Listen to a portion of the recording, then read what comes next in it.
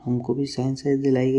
Fail जो होना है वो 12th में 2 बार ईशान फेल हो। ये कागज में जो कवर होता है एल्बम कवर, इसमें नाम क्या है ईशान, ये स्टूडियो क्या लिखा रहता है, पांडवास। कुछ पैसा नहीं था हमारे पास, 500 रुपये के बजट में वो काम हो रखा है।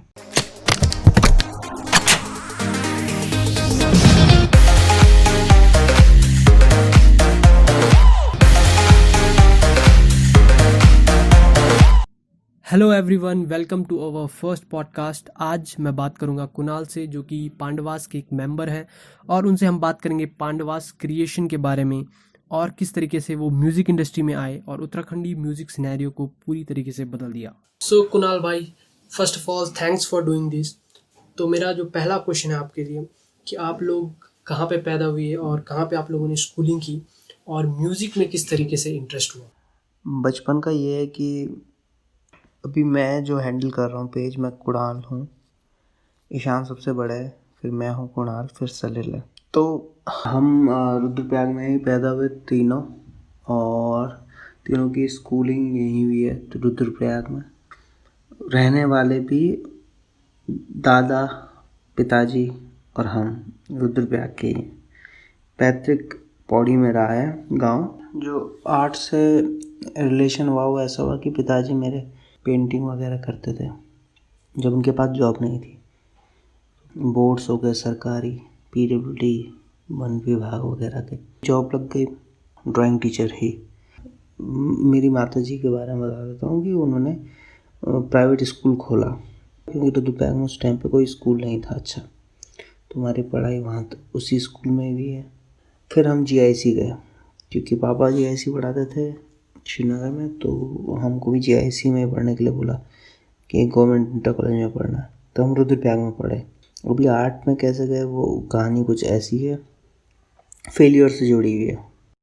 फेलियर की कहानी ऐसी कि तीनों पढ़ने में तो ठीक ही थे, एवरेज थे, सलील को छोड़ के। सलील अच्छा था पढ़ने में, तो सबके घर सेम ही होता है भाई, सब चाहते हैं कि साइंस साइड अच्छे बच्चे लेते हैं, बुद्धू बच्चे आर्ट साइड लेते हैं, और ये है हमारे एजुकेशन सिस्टम में। तो हमको भी साइंस साइड दिलाई गई कि इंजीनियर बनेंगे और डॉक्टर बनेंगे, ऐसे करके। तो फेल जो होना है वो 12th में 2 बार ईशान फेल हो, रिटायर हो गए, जैसे स्कूल से रिटायर हो जाते हैं और प्राइवेट बनना होता है।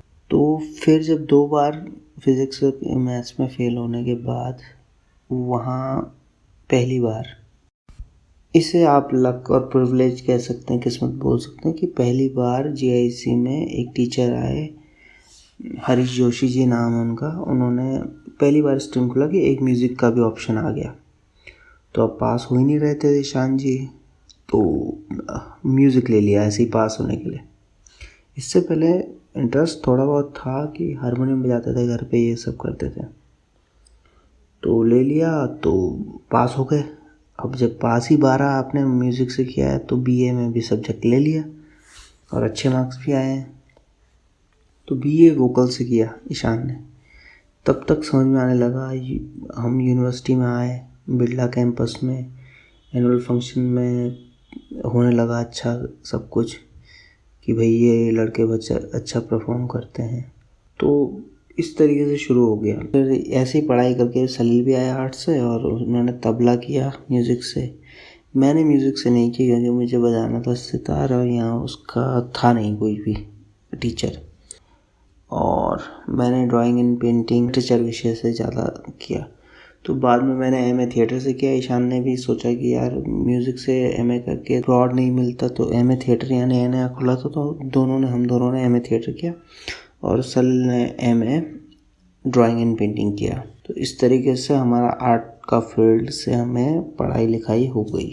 फिर स्टूडियो खोलने का कब सोचा और मेन मोटिवेशन क्या था स्टूडियो खोलने के पीछे? जब MA कर लिया था तो उसी बीच ईशान सीनियर थे 1 साल, तो उन्होंने अपना स्टूडियो खोला एक कमरे में। तो उस समय तो घर वालों ने क्या, किसी को भी पता नहीं था ये होता क्या है, क्योंकि कल्चर क्या था यहाँ का कि सब लोग दिल्ली जाते थे, वहाँ रिकॉर्डिंग करते थे। पर्सनल स्टूडियो नहीं था, वो पब्लिक के लिए ही था कि वो आएंगे और हमें पैसे देंगे और हम लोग उनके लिए एल्बम म्यूज़िक प्रोड्यूस करेंगे। तो खुल तो गया, और खुलते ही एक जर्मनी का कोई रेडियो है, उसका कुछ काम था, वो काम आया तो रिकॉर्ड कर लिया। और उसके बाद 6 महीने तक कोई काम नहीं था। तो किस तरह से कमरे का किराया निकाला। उसके बाद मैं सीरियसली थिएटर करने चले गया था दिल्ली। वो जगह NSD और मंडी हाउस जहाँ है, तो मैं उधर चले गया था। तो मैं LTG में जॉब कर रहा था। LTG कहते हैं लिटिल थिएटर ग्रुप। एक वहाँ पर एक ऑडिटोरियम है जिसका नाम LTG है। तो ईशान यहाँ से गाने प्रोड्यूस कर रहा, गाने हिट होने लग गए। उसमें वीडियो कोई सीन नहीं था, सुनाता था वहाँ से भेज के। तो उसने कहा यार वापस आओ, यहाँ पर देखो हम प्रोड्यूस कर सकते हैं अच्छी चीज़ें, यहाँ पर देखो हो रहा है और रिजल्ट आ रहे हैं। एक PC, एक माइक और जो सब वूफर सिस्टम होता है छोटा सा, उस पर मिक्स हो रहे हैं गाने और गाने DJ में चल भी रहे हैं। तो लगा कि हाँ ये हो सकता है, क्योंकि सब ने डिमोटिवेट किया था, यहाँ क्यों खोल रहे हो भाई, तुम लोग टैलेंटेड हो, आगे जाओ। उस बीच ईशान दिल्ली गए थे, ये वाली कहानी इसलिए छूट गई क्योंकि वो एक गैप के दौरान गए थे। वो दिल्ली गए, दिल्ली जा रहा हूँ, कंप्यूटर में शौक था तो एथिकल हैकिंग का कोई कोर्स करना है। तो वो पता नहीं कंपनी भाग गए, वो कॉलेज ही फर्जी टाइप का निकला। फर्जी नहीं, रिसेशन था, प्राइवेट कॉलेज था, उन्होंने कुछ बंद कर दिया। तो अब ईशान अब हो गया अब घर से, तो बड़ी मुश्किल से कहा था कि मैं जाऊंगा। वो स्टूडियो जाने लगा वहीं दिल्ली में किसी के यहाँ। तो वहाँ स्टूडियो में कुछ रिकॉर्डिंग की शुरू, as a recordist, not a music producer. तो इस तरह से काम सीखा। होता क्या था ना कि हम ऐसी जो 90s किड है ना, हम लोग ऐसे एरा से आए थे कि एनालॉग डिजिटल बन रहा था। रिकॉर्डिंग्स पहले बहुत महंगी होती थी और हमारे सामने डिजिटल बन रहा था। हमने टेप्स देखे, हमने CDs देखी और आज हमारे सामने दोनों गायब हो गए। बहुत ही मतलब घटिया सिस्टम पे हमने शुरू किया था रिकॉर्डिंग। तो आप कहीं और तो प्रोड्यूस कर नहीं सकते ना, इतना महंगा था उस समय, आज भी महंगा है खैर। तो सोचा कि खुद से प्रोड्यूस करते हैं। और भाई ये श्रीनगर में स्टूडियो खोलने का डिसीजन किसका था? क्योंकि उस टाइम पे जितने भी स्टूडियोज़ होते थे, गाने रिकॉर्ड होते थे, वो दिल्ली या फिर देहरादून में होते थे। तो ये काफ़ी रिस्की डिसीजन था। और शुरू में सपोर्ट कैसा था फैमिली का और लोगों का? ये बहुत ब्रेव डिसीजन था और ये मैं बिल्कुल नहीं कहूँगा कि इसमें मेरा भी डिसीजन था या हमारा इन्वॉल्वमेंट था। नहीं, हम भी ट्रेडिशनल जैसे सोच रखते हैं घर वाले वैसे। ये चेंज तो ये ईशान का ही चेंज था। ये कैसे सोचा इतना बड़ा डिसीजन कि यही करना है, वो लेता था चैलेंजेस। तो जो सीखा कि ऐसे रिकॉर्डिंग होती है, क्योंकि म्यूज़िक में जो इंटरेस्ट था ना वो मिल नहीं रहा था। अच्छा, ये मोटिवेट कैसे हुए, जब हम यार घर पे देखते थे ना वो कैसेट, हमें बड़ा अजीब लगता था। जैसे ही बॉलीवुड गाना आता है वो तेज़ कैसे बजता है। मतलब आर्ट के दृष्टि से तो नेगी जी के गाने बहुत ऊपर है, पर टेक्निकल दृष्टि से देखा जाए जब वो क्वालिटी आ क्यों नहीं रही है। पर वो इसलिए DJ में बज रहे थे बहुत ज़्यादा क्योंकि वो बूम करते थे, मतलब बेस प्रॉपर आ रहा है, तो वो उस पर ध्यान जाता था हमारा कि ऐसा क्यों होता है। जैसे नेगी जी के गाने इतने बढ़िया होते हैं पर ये साउंड अच्छा क्यों नहीं कर रहे टेक्निकली, और वीडियो इतने अच्छे क्यों नहीं होते। और आप जब थिएटर से जुड़े होते हो, बचपन से NSD जा रहे हैं, नेशनल स्कूल ऑफ ड्रामा, हम यहाँ से नाटकों में जा रहे हैं। जब हम स्कूल कर रहे थे ना यहाँ से रुद्रप्रयाग से, तो भी हम जाते थे। तो ये हमारा इन्वॉल्वमेंट पहले से था और इसके लिए मोटिवेट किया घर वालों ने। पर हाँ, जब ये सोचा कि मैं करूँगा ही यही, तो नहीं सपोर्ट करते। हम दोनों ने भी, मैं, कुणाल और सलील ने ईशान को कभी सीरियसली लिया नहीं कि यार ये वाला काम ऐसे चल सकता है, एक कमरे में रिकॉर्डिंग हो सकती है। उस कमरे में इतनी गर्मी होती थी, बहुत गर्मी, क्योंकि स्टूडियो को पैक करना होता है साउंड प्रूफिंग के लिए। गर्मियों, श्रीनगर की गर्मी सोचो, आप सोच सकते हो। तो हमने आर्टिस्ट बुलाने शुरू किया। आर्टिस्ट ने जैसे दरवाज़ा खोला तो आर्टिस्ट को भी लगता था यार कितना छोटा स्टूडियो है, इसमें कैसे काम होगा। तो जब आउटपुट ऐसा आने लगा, जो चेंज कर दिया पूरे उसको, सिनेरियो को, वो अलग बात रही फिर। और इस बीच कभी ऐसा सोचा कि यार क्विट कर लेते हैं या फिर कुछ और कर लेते हैं? नहीं, कुछ और कर लेते हैं ये कभी नहीं आया, क्योंकि ये बिलीव था कि आप स्किल पे काम करके रखो अपने तो हो ही जाता है। हाँ, ये होता है कि नहीं चलेगा तो कुछ और तो नहीं करेंगे, फिर उसी में हम रास्ता ढूंढ लेंगे, क्योंकि मुझे इतना तो पता है कि ईशान अगर मुंबई भी जाएगा तो कम से कम नागिन जैसे सीरियलों में तो आराम से काम मिल जाएगा। तो ऐसा तो कभी नहीं हुआ कि लगा कि ये नहीं करना है, क्योंकि ये फील्ड ऐसे जुड़ा हुआ है कि ये नहीं करेंगे तो हम क्रिएटिव वो कर लेंगे। क्योंकि अगर हाँ सिंगर होते तब सोचते यार काम नहीं मिल रहा। हम सब लोग ही प्रोडक्शंस में हैं, मतलब हम फ्रंट में नहीं रहते कैमरा के, हम तो पीछे रहते हैं, तो इसलिए काम की कमी इधर कहीं नहीं है। अच्छा भाई, फिर वो कौन सा प्रोजेक्ट था जिसके बाद लगा कि चीज़ें थोड़ा आसान हो गई और लोग पहचानने लगे? गढ़वाली इंडस्ट्री में जो नाम बना कि सबने कहा कि यार ये कागज़ में जो कवर होता है एल्बम कवर, इसमें नाम क्या है ईशान, ये स्टूडियो क्या लिखा रहता है, पांडवास पांडवास। और श्रीनगर में क्या चीज़ है भाई, ये श्रीनगर में कौन आ गया।